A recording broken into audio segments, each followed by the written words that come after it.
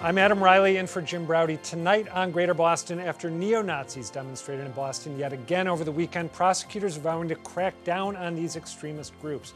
But what constitutes an effective response? An investigative reporter and leader with the Anti-Defamation League join me on that. Then later, with WNBA star Brittany Griner still detained in Russia 5 months after her arrest, does she have any hopes of being freed? And what does her case say about the difference between male and female athletes in the U.S. today?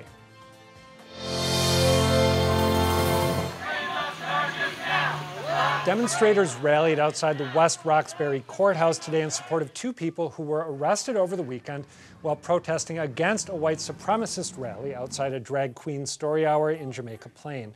The state did drop charges against those 2 this morning, but the state is moving forward with a charge against a 3rd person arrested Saturday, Chris Hood, founder of the neo-Nazi group NSC 131.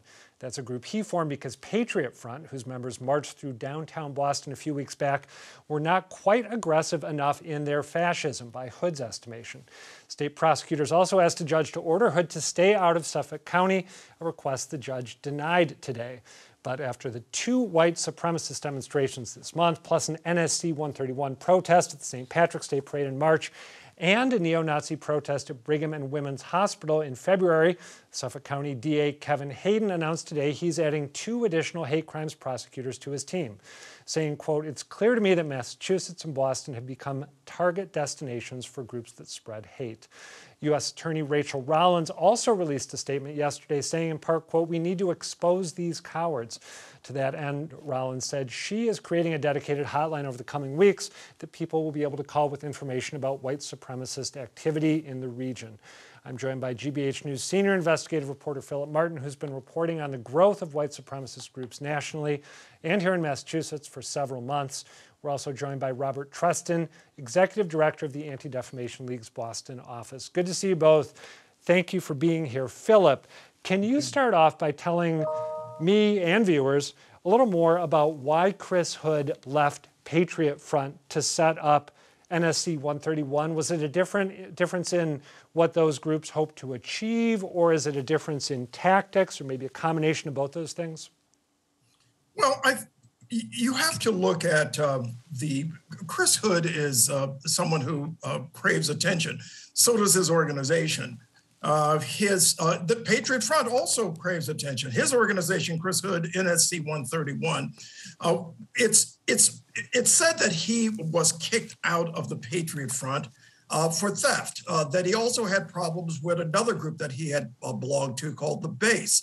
Now, a lot of this is not particularly important on a micro level, but it goes to show you that these groups, although they share the common white supremacist views and viewpoints, that their tactics differ somewhat. The Patriot Front attempts to project a message that might be more accepting to mainstream, if you will, conservative, and even far-right individuals, where they talk about reclaiming America as opposed to saying explicitly, we want to create a white ethno state, which is their goal. The Chris Hood and the neo-Nazi group that he helped form, NSC 131, they are explicit in their fascism. And that is perhaps the only difference between the 2 groups. And that they, on one level, they compete for attention, as Robert can explain further. On the other instance, they sometimes collude on matters such as the concept of white lives matter. Okay, that's a great, thank you for that primer. As you say, you don't want to get too down in the weeds, but in a way, by getting down in the weeds, you can highlight those key commonalities that you've just touched on. One more question for you, Phillip, before we go to Robert. After Charles Morrell was attacked earlier this month, the city of Boston was sharply criticized for not being ready to respond to that attack and not doing enough. I should say seeming attack, I haven't seen the video, but he says he was assaulted by members of Patriot Front, and for not being ready to respond to the march that brought them to Copley Square. I want to read a bit from the Reverend Kevin Peterson of the New Democracy Coalition, who had a scathing assessment. He said, "It's mind-boggling to me that a group of 100 children of the KKK were allowed to march across the span of the city from Haymarket into this area of Back Bay without appropriate police presence or surveillance. Over the weekend, when NSC 131 showed up at this drag queen story hour in Jamaica Plain, my understanding is that the BPD was on hand and was ready to monitor what was happening and respond to it. Does that indicate a shift in how seriously the city of Boston is taking this activity? Perhaps. I think that there has been a degree of seriousness from some law enforcement officials even before this. When I say some, I'm not saying all. I think that U.S. Attorney Rachael Rollins, I think, has been very serious about this and has been trying to formulate how to respond. The same can be said of Mayor Wu, again, trying to formulate how to respond. I think they were seriously taken by surprise by the Patriot Front march. That doesn't mean that they should not have been ready, because these activities have been going on for a long time. We have to go back to a time when there was people happened to get a glimpse of computers at the state police headquarters during the marches by Black Lives Matter and Antifa members. And we saw on those desks, on the computers, that they were monitoring Antifa. And so you have to wonder if they're paying the same amount of attention to neo-fascists, Patriot Front, NSC 131, as they have been to anti-fascists who've been militating against these groups for a long time. Yeah, that's a question that I've been asking myself. Robert, I want to get you, if you can, to situate what's happening here in Massachusetts in a broader national context. The ADL said, I believe it was earlier this year, that in the previous calendar year, Massachusetts was the fourth most active state when it comes to the dissemination of white supremacist propaganda. Why do you think that is the case? Why have we become something of a hotspot for this? Well, some of the answer to that is actually in what Phillip was just talking about, in the differences between NSC and Patriot Front. Because NSC, their focus is New England. They were founded in Worcester. And so where Patriot Front may have a national footprint, NSC is exclusively focused on the New England states, including Massachusetts. So when we actually drill down, we see that probably upwards of around 80% of the dissemination of white supremacist content within our community is really only a couple of groups that are dominating it.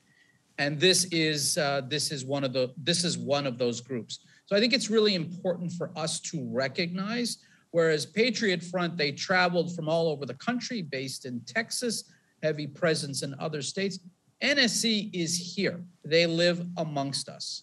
And that's why this response you're seeing is so important. You know, I'm really glad that you brought that to the fore, because in some of the commentary that I've seen, people seem to suggest that this is more a case of outsiders coming here because they believe that Boston or Massachusetts is overly inclusive or overly welcoming, and they see it as a target for that reason. So being reminded that it's not just people from outside, but people who are living in this state who have these beliefs strikes me as really important.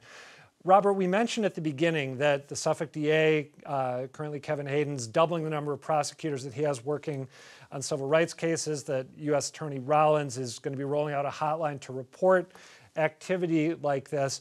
Are there steps that they or other people in power could be taking right now to respond to this uptick that are not being taken that you think are important? Well, I think the steps that you mentioned are absolutely critical. One of the things that we know is these groups frequently change their tactics. So whereas at one point we may know that they're coming in advance and BPD may plan the route and have a lot of communication, they're using this sort of flash protests right now. So I think it's equally important that law enforcement, they need to have tactics and be prepared where they may show up without notice. And so they need to make those same adaptations. Now, it's not necessarily all about free speech, because we do know that these groups, they do their own combat training. If it's about free speech, why were they doing combat training in Wakefield last month? So we need to ensure that our tactics are keeping up with them, and we need to use the law to the maximum advantage for the community. And that's what we're seeing happen right now. Phillip, I want to go back to the encounter that Charles Morrell, the Boston artist, had with Patriot Front in Copley Square. He says he was assaulted by them. The photos that I have seen certainly seem to bear that out. Is anyone going to be charged in connection with that case? Do we know what's going on? We do know that the Boston police and BRIC are looking through the photos to see, to basically try to determine if someone can be charged. That's the Boston Regional Intelligence Center. We should mention a sort of a consortium of law enforcement. Yeah, correct. And the FBI is also looking through those photos. They're trying to determine if someone can be charged. Now, one problem with the interpretation of, there are actually two problems with the interpretation of what happened. One is there were definitely police present, contrary to a statement that had been made earlier. I've gone back and looked at the video and the photos, and there were police in the area, perhaps not right at that moment where Murrow was allegedly assaulted, but they were definitely there. And so that's one issue. The other issue, Adam, is that the situation was a little more nuanced than we might imagine. Without question, this man was assaulted, but he was basically speaking out against these individuals, feeling affronted by their presence in this town, white supremacists marching down the street without any type of opposition or visible monitoring, in his view and many others' view, by police. 100 individuals with shields, heavy shields, which can be used as weapons, marching down the street. And Charles Morrell definitely confronted them. So when you say it was nuanced, but also say he was definitely assaulted, I mean, the one image I'm thinking of, there's one where he's assumed what almost looks like a Christ-type pose, but there's another where he's being pressed against a pole by these guys whose faces are masked, who, as you mentioned, are carrying riot shields. That's right. You've looked at the photos, you've sized up what happened. Does it seem to you that assault charges would be appropriate? I think so. I think so. The assault charges, without question, are appropriate. There's no doubt about that. What I was referencing, I'm sorry. Go on, Robert. Yeah, hop in, Robert. So keep in mind that we all have the right, the civil right, to walk down the street without someone blocking our way because of the color of our skin or any other characteristic. So it's an assault, but I would say that, there may be some civil rights issues that are associated with that assault as well. Mm-hmm. Okay, that's right. That's a factor I hadn't thought of that could be involved in making the potential prosecution more complicated. I want to ask you both about the NSC 131 disruption of the Drag Queen Story Hour in JP. They went after, again, a drag queen story hour. That's the same thing that Rayla Campbell, who is going to be the Republican nominee for Secretary of State, did in the town of Holbrook earlier this year at the public library there. Let's take a little bit of a look at the video that she filmed of herself showing up at this event in Holbrook. We would love for this to end. We would love for this to end. Our taxpayer dollars very clear. Yeah, and you should see the books. Oh, I'm hateful and bigoted about the books that show child pornography that are available in this library. Where? Show me the child pornography available. Why don't you read Gender Queer? I've already been showing everybody about it. Or how about let's talk about it? Let's talk about it. I'm protecting children. If this is not protecting I'm protecting children. Nope, I'm protecting children. Is this person been Corey checked? Has this person been Corey checked?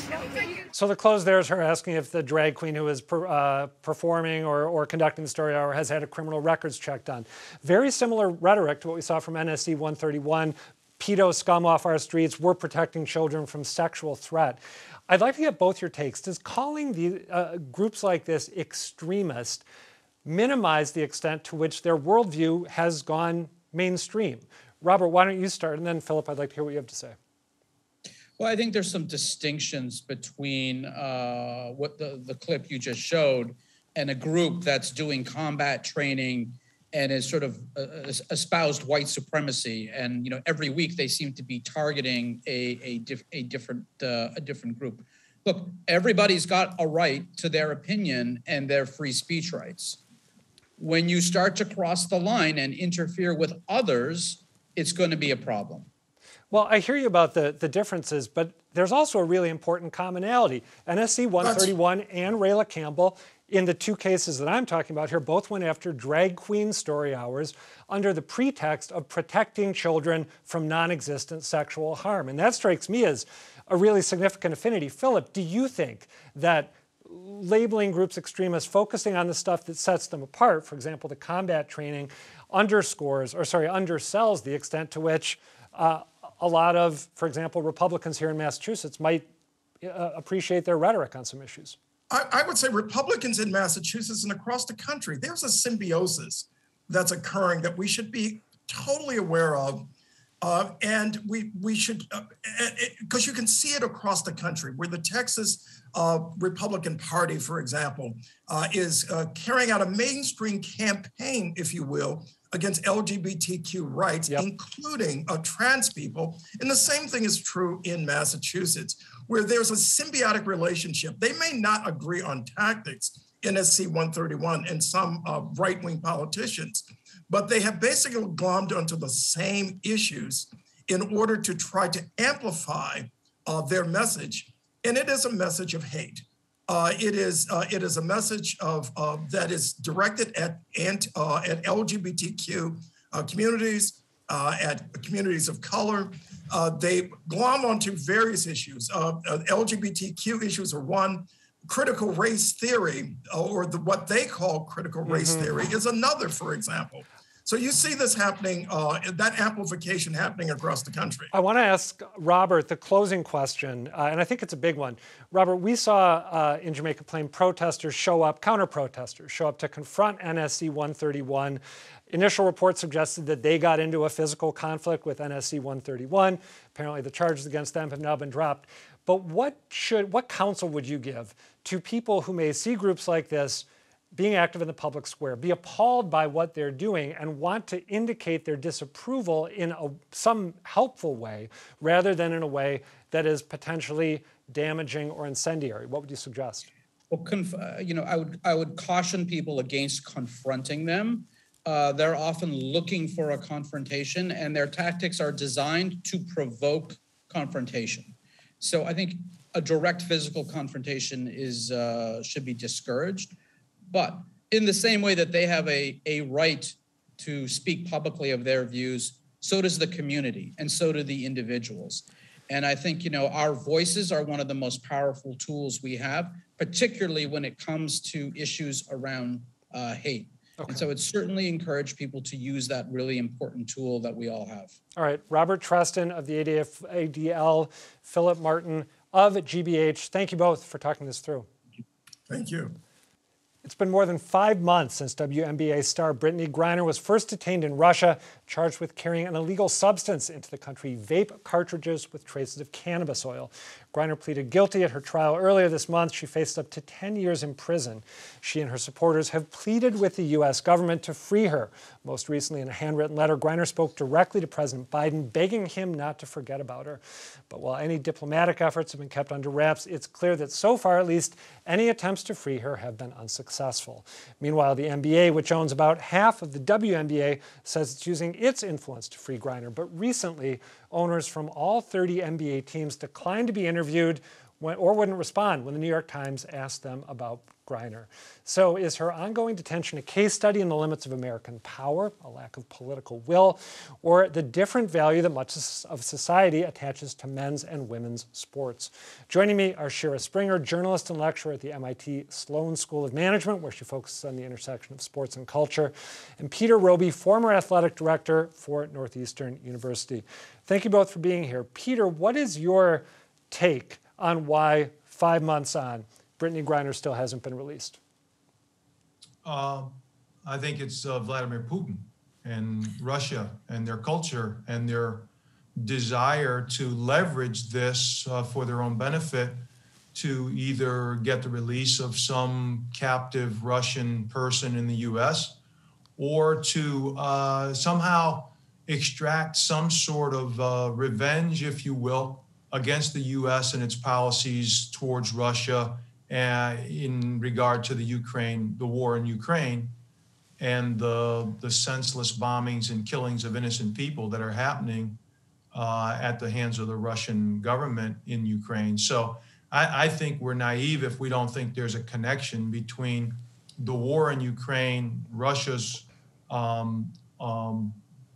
attitude towards the U.S. among many things going on, but certainly with respect to how the U.S. has responded to the war in Ukraine and its efforts to rally NATO and Europe to fight against what's going on in Ukraine. Do you think, if in fact they detained her because they wanted to send a message, given all the things you're talking about, do you think there's something about the fact that she is a gay black woman in Russia made her, from the Russian standpoint, a appealing target for this sort of political flexing? It's hard to know what they're thinking because I don't think they're really rational when it comes to these types of things. But the fact that she's as well-known a professional athlete as she is, a two-time gold medal Olympian, seven-time WNBA All-Star, I mean, she's got a huge profile, so I think that has as much to do with it as the fact that she's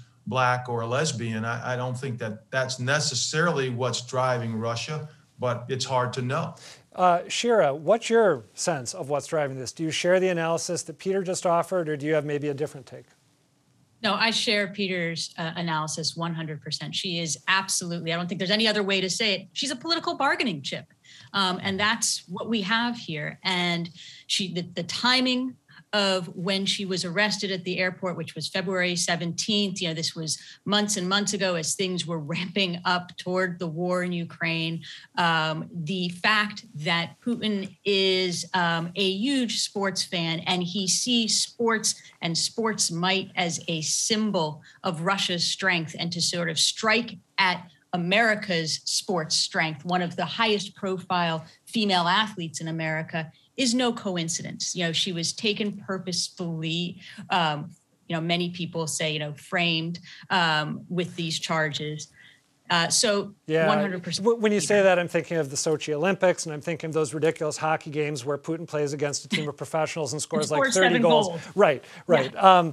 You mentioned... No, the first time I saw Putin was when he was at the 2012 London Olympics, where he was going to, judo matches. Sports is his thing. It's where he likes to play Russian strength. You mentioned her being framed. Are we at a point right now where we can say if, in fact, she did or did not break Russian law? Do you think? I don't think we're at a point because there's so much secrecy and so much obfuscation about what goes on with Russia and the Russian legal system. And I may have, sort of overstepped in some ways. No. I think a lot of people think she probably was. But I think that is, that is what a lot of people are saying because of the timing, because, this was a small, they're, alleging a minuscule amount of hashish oil, and then the disproportionate charge of, sort of this intent to transport and distribute drugs, something that carries for her a 10-year penalty. It all seems a bit fishy, as does the fact that this whole judicial process is a bit sketchy. Her detention, her pretrial detention repeatedly being extended. She was denied home detention. All of that sort of doesn't pass the smell test, right? Yeah. Peter, Griner's WNBA coach said in a fairly recent interview that if she were LeBron James, she would be home by now.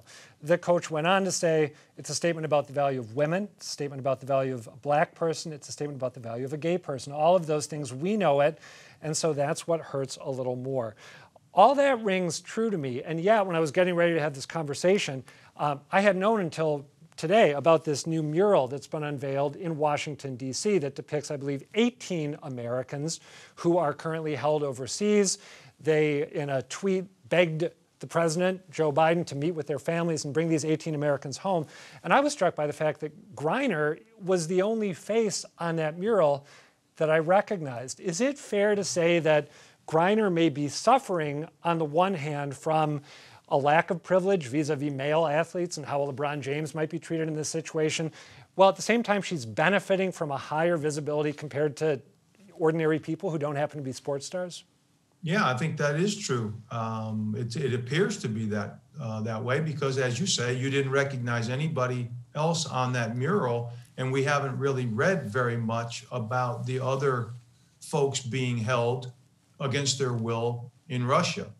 And so, you know, this is, I think, a function of the power of sport that we all acknowledge and its ability to resonate with so many people and to dominate the media and to get people's attention. For me, running the Center for the Study of Sport and Society for 5 years, I lived that every day because of the platform that sport had to bring people together, to get their attention, and to bring about social change. That was the whole purpose of the center. So I've lived that myself, and I know that it's powerful.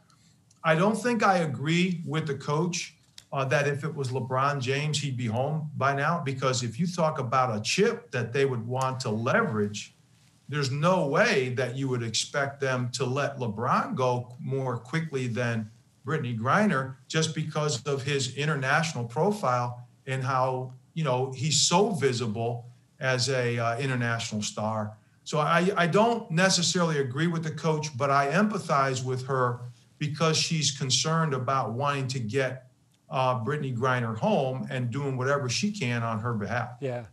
Shira, last question to you. You got about 45 seconds. Are you surprised by the NBA's seeming cautiousness here? They've made it clear they'd like her home, but they're not really rocking the boat. I'm not surprised. I mean, this is such a delicate situation, and I think there are a lot of people involved in this situation who don't want to put a foot wrong. I mean, we saw this at the very beginning. People who were close to Brittany Griner were told not to say anything, that they didn't want this news being made public because they didn't want her to become a political bargaining chip. But it doesn't surprise me. There are a lot of politics and power plays involved. However, that being said, at the recent ESPY Awards, you did see Steph Curry speaking up, and there was a tribute midway through, you know, that ceremony that recognized BG and drew attention to the issue. Different forum, but I think the NBA and WNBA players are finding a way to raise their voices and draw attention apart from owners of the NBA. I'm glad you pointed out what happened at the ESPYs, and also that there may be unintended consequences if people say something really loudly, really aggressively about this that they might not want to happen. All right, we got to leave it there.